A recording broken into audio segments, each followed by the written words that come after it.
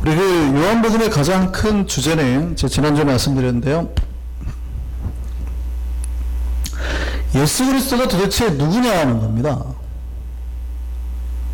이게 뭐냐면 바로 이제 기독론에 관계되는 거죠.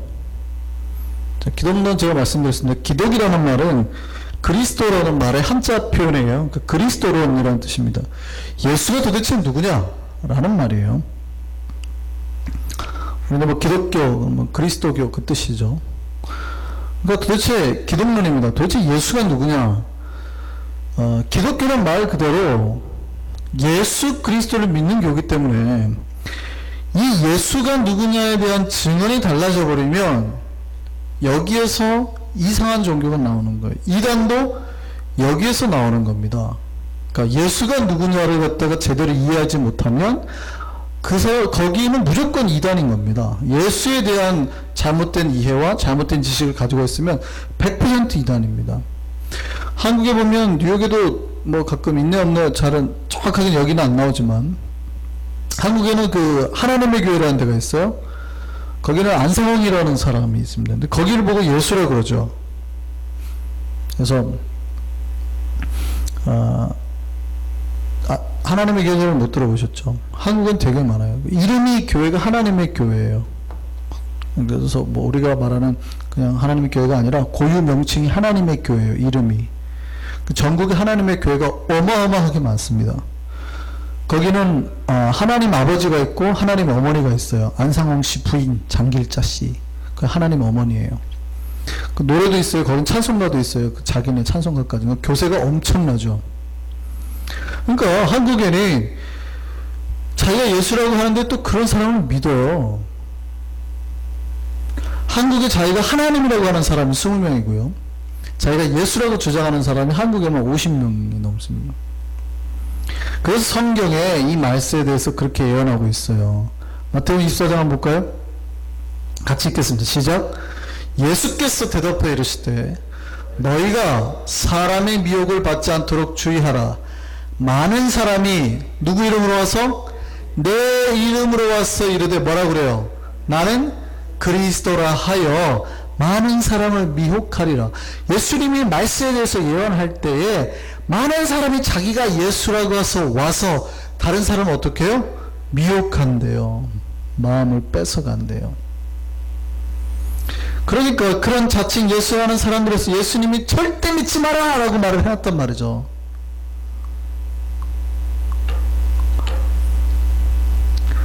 왜 이럴까요? 왜? 정말에 왜 이런 일을 할까요? 마태복음 24장 23절입니다. 같이 한번 다시 읽습니다. 그때에 사람이 너희에게 말하되 보라 그리스도가 여기 있다 혹은 저기 있다 하여도 믿지 말라. 거짓 그리스도들과 거짓 선지자들이 일어나 큰 표적, 기사, 그러니까 막 능력을 나타내는 거죠. 큰 기적들을 보여서 될 수만 있으면 할 수만 있으면 이미 택한 자들까지도 미혹하려고. 예수님 뭐라고 그래요? 보라 내가 너에게 미리 말하였다. 뭐라고 말했어요? 보라 내가 너에게 미리 말하였다 그러시죠. 그러니까 예수라는 이름으로 자기가 선지자라는 이름으로 와서 뭐를 행해요? 눈앞에서 기적을 보이니 안 믿어요? 눈앞에서 기적을 보이니 안 믿냐고요. 근데 예수님 뭐라고 그래요?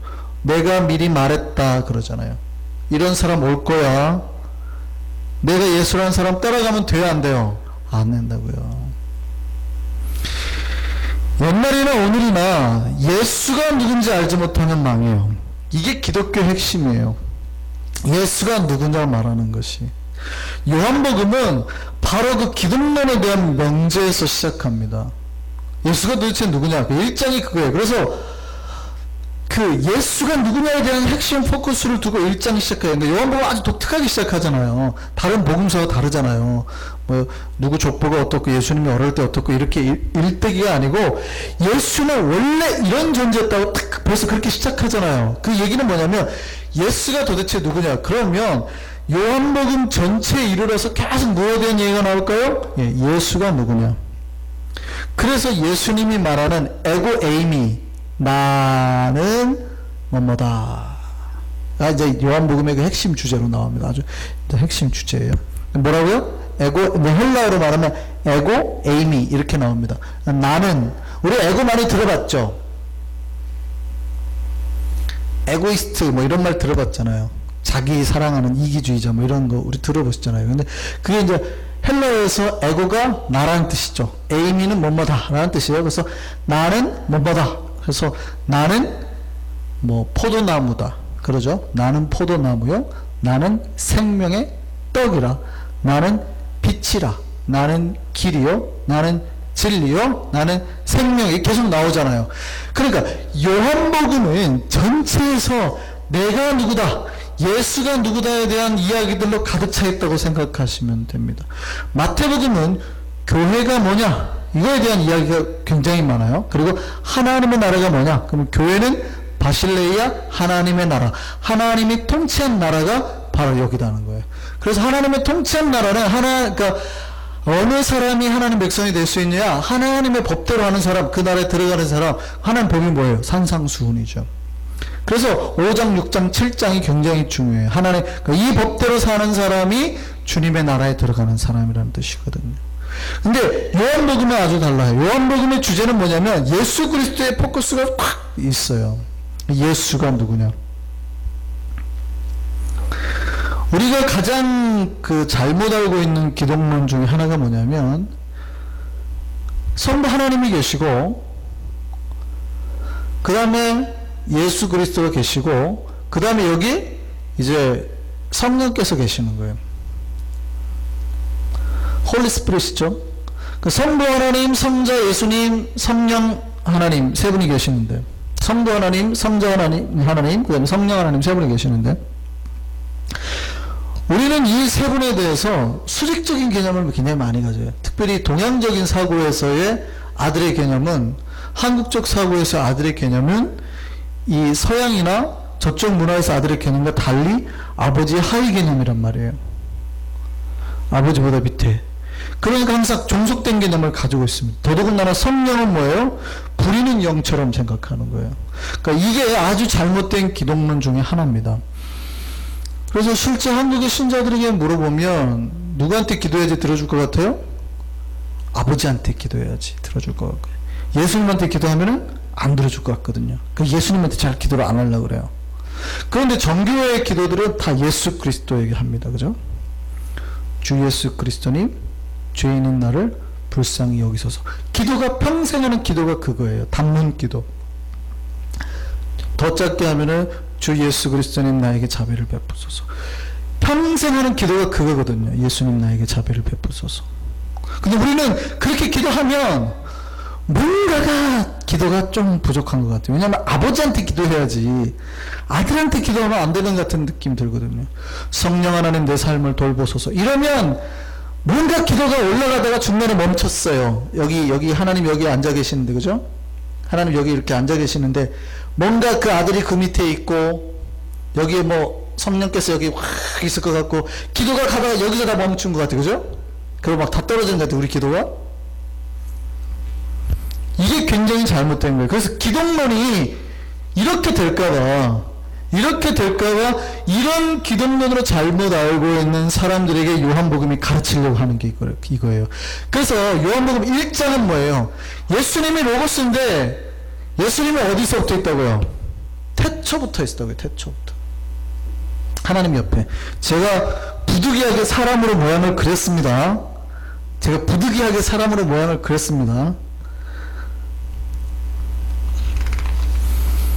그러니까 요한복음에서 예수는 그래서 인간으로 표현하지 않고 로고스로 표현하죠.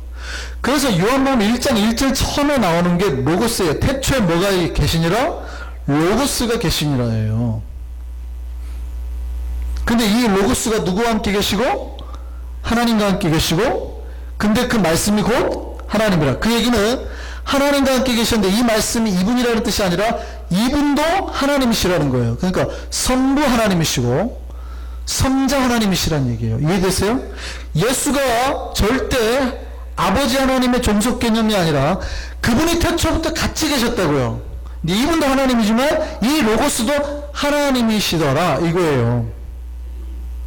제가 지난주에 말씀드린 대로 로고스는 원래 헬라 철학에서 뭐예요? 인간에게 계시를 전하고 구원을 주는 능력이잖아요.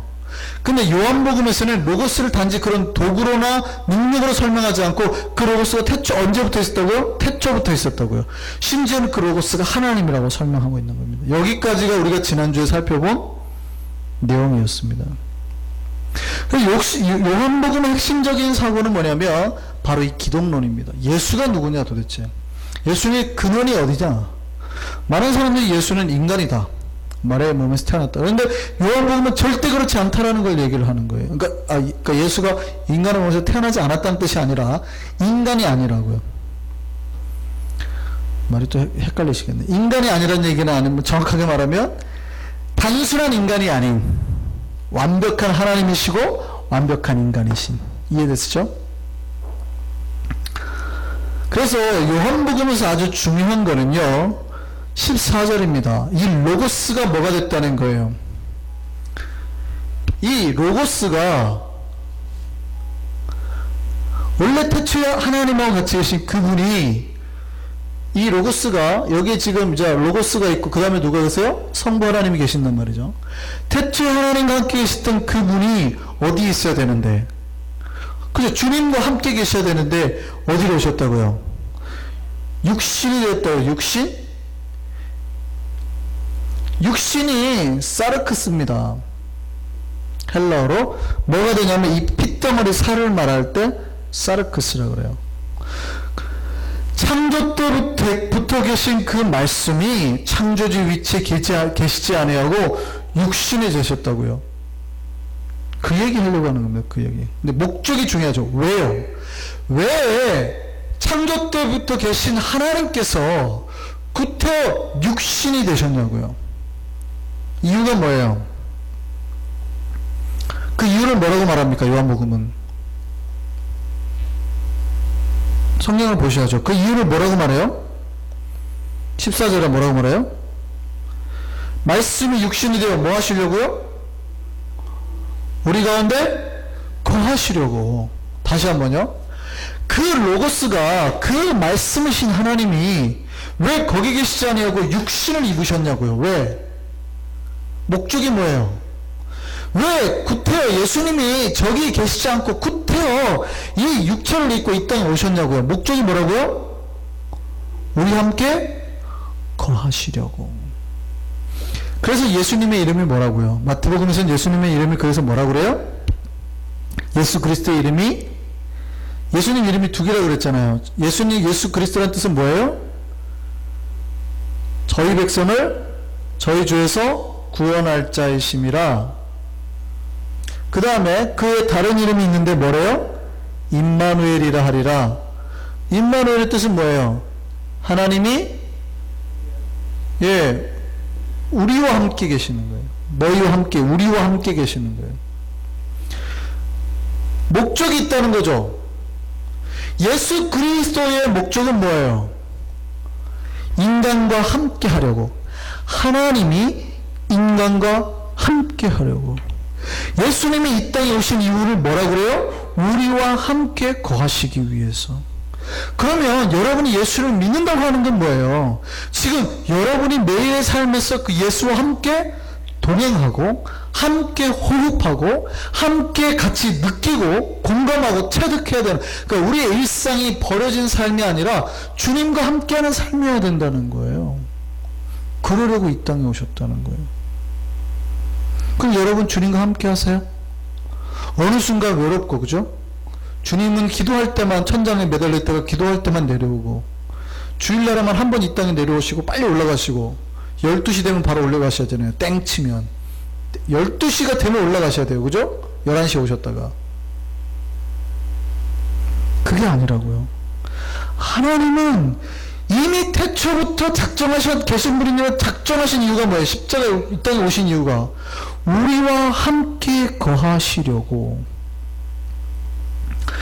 여기서 그 거하다라는 말의 헬라어가 그 에스케노센이라는 단어입니다. 근데 원래 그 말이 어디서 파생됐냐면 헬라어 스케네라는 단어에서 파생이 됐거든요. 이 스케네라는 단어가 아주 독특합니다. 뭐냐면 구약에서 이 단어가 무슨 단어로 쓰였냐면 이 장막, 천막 그 뜻입니다.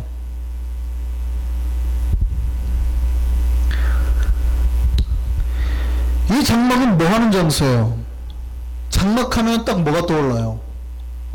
유대인들에게 장막은 뭘까요? 광야에서 하나님의 법궤가 있었던 성막이 장막이에요. 그들에게는 성경에 나오는 장막 가운데 모세가 들어갔다고는 성막에 들어갔다는 얘기잖아요. 장막은 하나님이 현존하는 장소예요. 이게 지금 헬라어로 너희와 함께 거하다라는 거는요, 하나님이 그러니까 장막은 어떤 데냐면 이스라엘 백성이 광야에 있는 동안에 하나님이 함께 했다는 증거가 어디서 나타나요? 장막에서 나타나는 거거든요. 거기에 뭐가 있어요? 구름기둥, 불기둥이 있는 거거든요. 지금 이 단어가 그 단어입니다.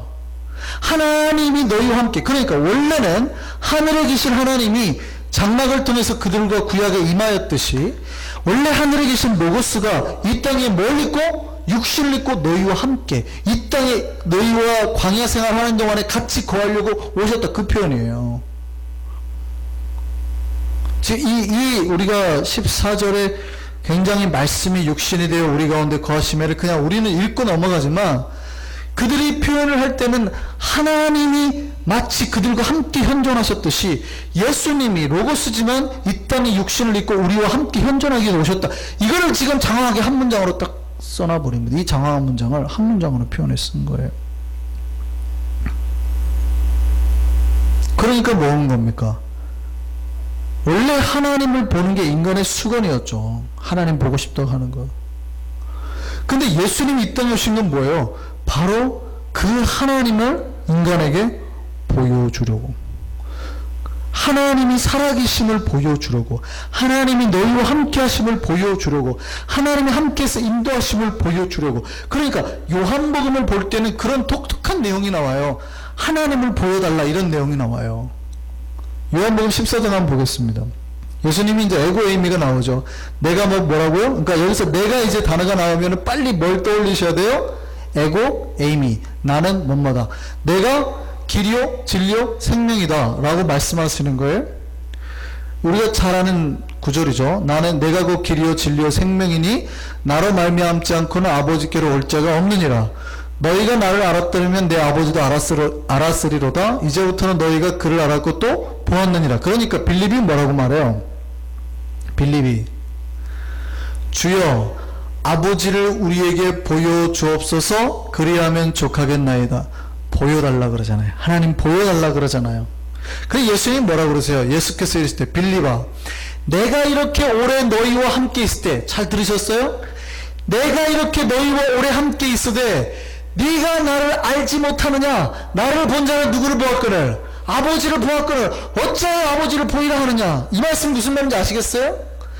예수님이 이 땅에 오신 이유가 뭐예요? 마치 구약에서 장막 가운데 하나님이 거하는 것을 구름기둥 불기둥을 보고 하나님이 우리와 함께 있다는 걸 눈으로 보잖아요.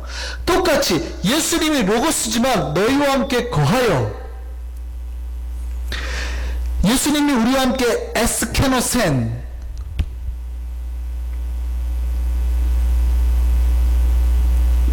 너희와 함께 거하여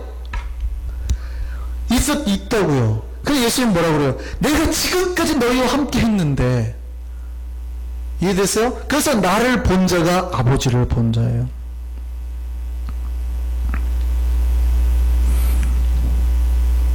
이 요한복음의 말씀의 뜻을 아시겠어요?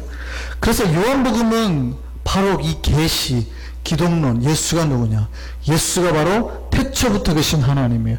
그러니까 기독론의 요한복음의 주제는 뭐냐면 아버지 하나님이 아들 하나님을 통해서 자기를 계시하신다는 내용이 요한복음이에요.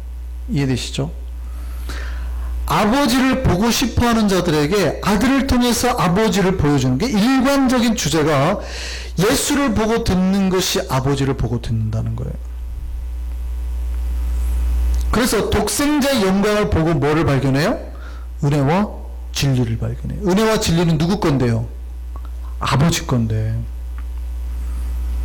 그래서 은혜와 진리가 오는 거예요. 독특하게 보면 17절 보세요. 17절 보면 이 은혜와 진리가 대비돼서 다 나옵니다. 17절에 보면 율법은 누구로 말미암아 주어지고요? 모세로 말미암아 주어지고요. 근데 은혜와 진리는 누구로 말미암아 주어지고요? 예수 그리스도로 말미암아 주어지고요. 그러니까 모세가 율법의 상징이었다면 예수님은 은혜로 오신 걸 보여주는 거예요. 그러니까 새 은혜가 이전 은혜인 율법을 대신하게 되는 거죠. 이해되시나요? 여기서 이제 굉장히 이제 요한복음 3장까지 계속 나오는 단어 중에 하나가 이제 독생자가 있는데요. 14절에 보면 독생자 나오고 18절에 보면 독생하신 하나님이 이제 독생 계속 나옵니다. 보통 우리가 이제 독생자를 우리가 외아들 이렇게 고백하죠. 그래서 사도신경에 우리가 할 때도 뭐 외아들이신 뭐 이렇게 표현을 합니다만, 원래 이 독생자라는 단어의 헬라어의 뜻을 보면 그냥 하나의 아들이라는 뜻이 아닙니다. 하나의 아들이라는 뜻이 아니고 헬라어 모노게네스인데요. 유일하다는 뜻도 되고 아주 독특하다, 더 정확하게는 그러한 유래가 없는 아들, 아주 독특한. 그래서 요한복음에는 오직 이 단어를 예수 그리스도에게만 사용합니다. 그러니까 독생자라는 표현은 로고스가 육신을 입고 왔다라는 아주 독특한 아들이라는 개념이지 외아들의 개념이 아니에요. 그러니까 우리나라에서는 잘 개념이 안 되는데, 이 서양권에서는 아들이 뭘 상징하냐면 아버지의 대표자죠. 그러니까 보세요. 옛날에 왕이 자기 이제 백성들이 있잖아요. 백성들이 있는데 왕자가 나타났어요. 근데 그 왕자가 외아들이에요. 그러면 왕자를 앞으로 대할 때 어떻게 대할까요? 왕자가 와서 말을 한단 말이에요. 이번에는 여기 밭에 포도를 다 업고 사과나무를 심겠습니다 라고 말을 했을 때 왕자의 말로 받을까요? 아버지의 말로 받을까요? 왕의 말로 받는 거예요. 이해되세요? 왕자는 바로 대표자거든요. 왕자와 왕이 같아요, 달라요? 다르죠? 분명히 다른 존재인데 왕자가 하는 말은 누구가 하는 말이에요? 왕이 하는 말이에요. 절대 하위 개념이 아니라 동등한 명령의 체계로 받아들인다고요. 독생자라는 개념은 바로 그런 겁니다. 그냥 단순한 외아들이라는 개념이 아니라 독특한 개념의 독생자의 표현이에요. 이 독생자는 앞에서 언급했듯이 광야 생활에서 하나님이 장막에 임재했던 것처럼 백성들에게 어떻게 해요? 같이 계시겠다는 거예요. 그래서 그들에게 뭘 보이시고, 14절 말씀 보세요. 우리 가운데 거하심에 우리가 그의 뭐를 보고? 영광을 보고. 그러니까 영광을 보이시고 뭐를 가르쳐요? 은혜와 진리를 가르치죠. 모세가 율법을 가르치셨어요. 그렇지만 광야 생활하는 동안에 그들에게 율법을 가르쳤지만 하나님이 그 안에서도 뭐가 있었어요? 그들과 함께 있었죠. 그러니까 율법을 광야에서 모세가 율법을 가르쳤어요. 그렇지만 그 율법을 주신 하나님이 그들을 떠났어요, 안 떠났어요? 안 떠났죠. 그리고 뭘로 그들을 인도해요? 구름기둥, 불기둥과 은혜로 그들을 인도했죠. 모세는 율법을 모세로 주어졌지만 진짜 은혜와 진리는 누구로부터? 아버지로부터. 똑같은 표현이에요. 너희가 율법을 알고 있다 하더라도 진짜는 뭐예요? 은혜와 진리. 근데 그 진짜를 주는 분이 누구예요? 예수 그리스도라. 그 표현이에요. 17절이.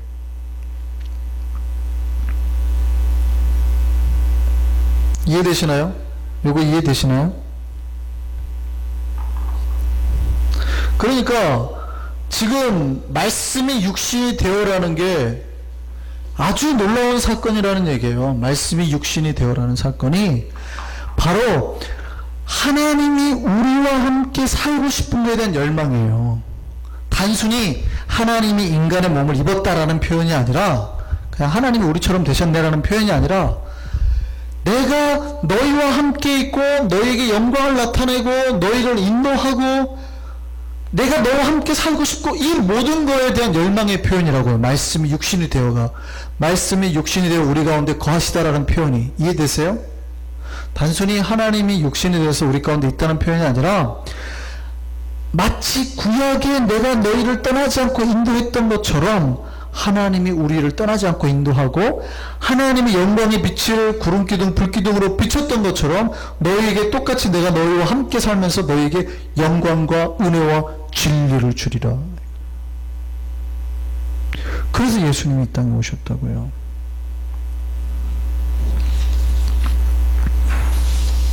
그럼 이 땅에 왜 오셨을까요? 예수님 이 땅에 왜 오셨을까요? 우리와 함께 살려고 오셨다니까요. 그럼 우리가 어떻게 하면 될까요? 그 예수와 함께 살면 돼요. 예수와 함께 사는 것을 어려운 말로 뭐라고 표현했어요? 영접이라고 그랬다. 참 우리 어려운 단어 써요. 진짜 어려운 단어 써요. 영접이라는 단어. 세가족한테 가가지고 예수님 영접하셨습니까? 그 묻거든요. 그건 도대체 무슨 말을 하는지도 몰라요. 영접이란 단어는 우리만 아는 단어지 세가족한테 영접이란 단어 써보세요. 무슨 말인지도 몰라요. 근데 신자들도 영접이란 단어를 잘 몰라요. 내 마음을 열고 주님을 받아들이는 것, 이렇게만 알아들어요. 근데 요한복음에서 영접하는 자라는 표현은 바로 그겁니다. 내가 너희와 함께 살기 위해서 왔다 그러면 예수님을 내 옆에 두고 같이 사는 것을 말하는 거예요. 그럼 주님을 같이 살려고 내 마음을 열고 환영했다라는 뜻이거든요. 그럼 우리가 뭐가 바뀌는 줄 아세요? 신분이 바뀌어요. 그때 뭐가 바뀌어요? 우리가 영접하면 뭘로 돼요? 그때 하나님의 자녀가 돼요.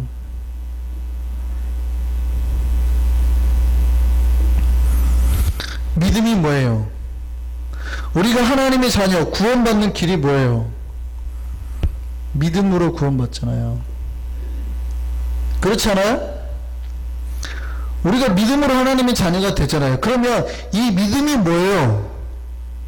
우리와 함께 살려고 오신 예수 그리스도를 받아들여서 예수와 함께 사는 게 믿음이에요. 내가 진짜 단순히 하나님이 계신 거 빌리브합니다. 예수님이 계신 거 빌리브합니다. 이게 믿음이 아니에요. 믿음을 착각하신단 말이에요. 믿습니까? 하나님 계신 거 믿지. 말씀대로 삽니까? 말씀대로는 안 살지. 그럼 그 사람이 믿어요, 안 믿어요? 안 믿는 거라니까요. 믿는다고 하는 거는 뭐냐면 우리와 함께 살려고 하는 예수 그리스도를 내 안에 받아들여서 내 안에 두고 그 예수가 비추는 영광의 빛이, 은혜의 빛이, 진리의 빛이 내 삶을 비치도록 하는 거예요. 이해되시나요? 그게 믿음이에요. 그 믿으면 하나님의 자녀가 돼요. 영접하는 자가 하나님의 자녀가 되는 거예요. 근데 우리는 막 무조건 새가족 붙들고 영접시키죠. 영접시키는 방법으로 뭐 해요? 영접 기도를 시킵니다. 나를 따라하세요. 예수님 내 마음에 들어오셔서. 물론 그게 꼭 나쁘다는 표현은 아닙니다만 더 중요한 거는 예수가 그 마음속에 살아계시다는 사실을 듣고 깨닫고 예수와 함께 평생 살도록 결단하고 정말 주님과 함께 그렇게 살아야 되는 거예요. 이게 믿음이에요. 이게 믿음. 우리는 근데 믿음을 너무 단순하고 한순간의 걸로 치부를 해버려요. 믿습니까? 구원받았습니까? 언제 구원받았습니까? 언제 구원받은지 누가 알아요? 아무도 모르지. 근데 막 자꾸 묻거든요. 아주 잘 모르겠는데 그러면 구원 못 받았다고. 구원받은 건 확실히 알아야 된다고. 그 사람 마음속에 지금 예수님이 함께 계신가부터 질문해야 돼요. 당신 마음속에 지금 예수님이 계십니까? 이해되세요? 여러분이 여기 질문합니다. 오늘 지금 12절에 영접하는 자 그 이름을 믿는 자라는 얘기는 우리가 이렇게 질문하고 있는 겁니다. 당신 지금 예수님 영접하셨습니까? 당신은 지금 예수님을 믿습니까? 당신은 지금 하나님의 자녀입니까? 그 질문하고 있는 겁니다. 우리 12절 다시 한번 볼까요? 영접하는 자 그 이름을 믿는 자들에게 하나님의 자녀가 된 권세를 주셨으니 그랬죠. 그러면 똑같은 말을 3번 질문하는 거예요. 제가 여러분에게 질문할게요. 예수님 영접하셨습니까? 여러분 예수님을 믿으십니까? 여러분이 하나님의 자녀로 사십니까? 지금 그 질문하는 거예요. 주님과 함께 동행하고 있냐고요. 주님과 함께 하고 있냐고요. 그런데 성경에서는 뭐라고 그래요? 예수님이 이 땅에 오셨는데 백성들이 영접했대요? 영접하지 않았대요? 11절 보시면 영접했대요? 영접하지 않았대요? 영접하지 않았대요. 왜 영접하지 않았을까요? 여러 가지 이유가 있겠지만 그중 한 가지는 어둠에 있던 사람들에게 빛을 비추면 사람들이 어떻게 할까요? 빛을 따라갈까요? 빛을 거부할까요? 너무 오랫동안 어둠 속에 있는 사람에게 빛을 비추면 사람들이 어떻게 반응하는 줄 아세요? 아! 눈이 부시니까. 100이면 100다 영광의 빛을 보고 따라가는 게 아니라 빛이 멀리 있을 때는 따라가요. 근데 내 안에 확 비추면은 이래요 다. 무슨 얘기냐면 예수님의 빛이 내 안에 비춰지면 우리 집에 방이 이렇게 여러 개가 있다고 생각을 해보세요. 빛이 이렇게 비춰지면 괜찮아요. 나머지 나의 다른 세계가 있거든요. 존속이 됐단 말이에요. 문제는 예수님의 빛이 이렇게 비춰졌을 때예요. 빛으로. 예수님을 받아들여요? 안 받아들여요? 이렇네. 예수님을 전체를 다 내 인생을 다 예수님 앞에 비춰서 받아들이는 게 아니라 주일날 나오는 것만큼만 받아들여요. 나머지는 자유를 보장해 달라는 거죠. 내가 좀 죄 좀 짓고 살고 내가 좀 하고 싶은 대로 살고 이것 좀 내 인생이니까. 인간이 그런 거예요. 빛이 비치면 그 빛 앞에 다 하나님 앞에 내어놓고 내가 빛 가운데 살겠습니다 하지 않고 나의 어두운 부분을 최소한 방 한 칸이라도 남겨놔라. 이 자유를 보장해달라. 나의 욕망의 자유, 죄의 자유를 좀 보장해달라. 그러면 어떻게 해요? 빛을 밀어내는 거예요. 놀랍게도 요한복음 1장에 말하는 거는 빛이 이 세상에 왔는데 사람들이 그 빛을 영접했대요? 안 했대요? 안 했다고 말한다고요. 안 했다고요. 여러분 다시 한번 질문합니다. 여러분이 예수님을 영접하셨습니까? 그 이름을 믿으십니까? 그러면 정말 하나님의 자녀로 사십니까? 믿는 자에게 하나님의 자녀가 되는 권세를 주시는 거예요. 결단해야 됩니다. 둘 중에 하나예요. 빛을 밀어내는 자와 아니면 예수 그리스도를 영접하고 내 방 안에서 온전한 빛을 누리며 사는 자, 두 가지입니다. 기억해야 될 건 예수님을 영접하는 자는 하나님의 자녀가 되지만 예수님을 영접하지 않으면 하나님의 자녀가 못 되는 거예요. 예수님은 뭐를 주세요? 은혜와 아빠 뭘 가져오신다고요? 진리를 가져오신다고요. 그런데 정반대죠. 마귀는 뭐를 못하게 하는 걸까요? 그러면 은혜를 누리지 못하고 뭘 누리지 못하게 해요? 진리 가운데 거하지 못하게 하는 거예요. 그래서 우리가 예수를 영접하면 뭐를 좋아하냐면 은혜를 좋아하고 진리를 따르는 걸 좋아해요. 그런데 마귀의 자녀로 살면요, 진리보다는 거짓말하는 걸 좋아하고 진리로부터 벗어나게 되는 거예요. 요한복음 8장 44절 한번 보겠습니다. 우리가 진리를 싫어하는 이유가 이게 있대요. 예수를 영접하기 전에 우리의 상태가 뭐예요? 예수를 안 영접한 거예요? 성경이 뭐라 그래요? 예수를 영접하기 전의 상태를 뭐라 그래요? 예수를 안 영접한 거래요? 아니요. 너희가 예수 그리스도를 자녀가 되지 않으면 원래는 뭐였대요? 마귀의 자녀였대요. 보세요. 자, 다시 한번 천천히 읽어보겠습니다. 너희는 너희 아비 마귀에게서 났으니 너희 아비의 멋대로 욕심대로. 우리 방 하나에는 최대한 내 욕심을 남겨놓고 싶은 거예요. 너희 아비의 욕심대로 너희도 행하고자 하느니라. 그는 처음부터 살인한 자야. 뭐가 없으므로? 뭐가 없으므로? 진리가 없어요. 예수님은 은혜와 진리가 있는데 얘는 진리가 없어요. 그러니까 진리가 없으니까 뭐를 해요? 거짓말. 거짓의 아비. 예수 그리스도에 있다 오시면 은혜와 진리를 주는데 마귀는 뭐예요? 자기 욕심대로 살아라, 진리대로 살지 못하게. 그러니까 자기가 진리에 있는 것처럼 거짓말하게 만드는 거예요. 자기는 방 하나에밖에 빛이 안 비쳤는데 다 비친 것처럼 그렇게 척하고 살게 만들어요. 그리고 내 한편에는 그런 욕심의 방이 한두 개는 있어야 된다고 생각하는 거죠. 하나님의 자녀는요, 빛이 전체 비친 사람이에요. 마귀의 자녀는요, 거짓말하죠. 그럼 예수님이 이 땅에 오신 이유는 뭐예요? 우리 안에 온전한 그 빛이 다 비추도록. 여러분 평생 기도해야 될 게 뭡니까 그러면? 여러분 평생 기도해야 될 게 주님 영접하는 거예요. 우리가 영접이 어떻게 말하면 한순간에 끝난 거라고 생각할 수 있지만 영접은 아까 뭐였어요? 받아들여서 주님과 함께 계속 거하는 거잖아요. 그렇다면 주님이 내 곁을 떠나지 않도록 끝없이 청소하고 내 영역을 주님 앞에 내어 맡기는 작업을 해야 되는 겁니다. 그게 뭐 하는 거예요? 기도하는 거죠. 주님, 내 삶을 주님께 맡깁니다. 순종하고 내가 거짓말하지 않게 내 인생이 주님 앞에 바르게 살도록 나를 주님 앞에 맡깁니다. 이게 뭐 하는 거예요? 믿는 거예요. 믿는 것이 이례적인 게 아니라 계속 기도하면서 주 예수 그리스도, 이게 바로 주님을 영접하고 주님과 함께 사는 거. 이게 예수님이 이 땅에 오신 목적이잖아요. 임마누엘. 그게 하나님의 자녀가 되는 길, 하나님의 자녀답게 사는 길이에요. 우리 모두 예수님을 영접하는 자로 살기를 원합니다. 예수님을 영접하면 영광이 임합니다. 빛이 임합니다. 은혜와 진리에 거하게 되고 하나님의 자녀로 살게 됩니다. 저는 우리 한성교회가, 우리 모두가 그 하나님 자녀의 영광을 누리고 살기를 소망합니다.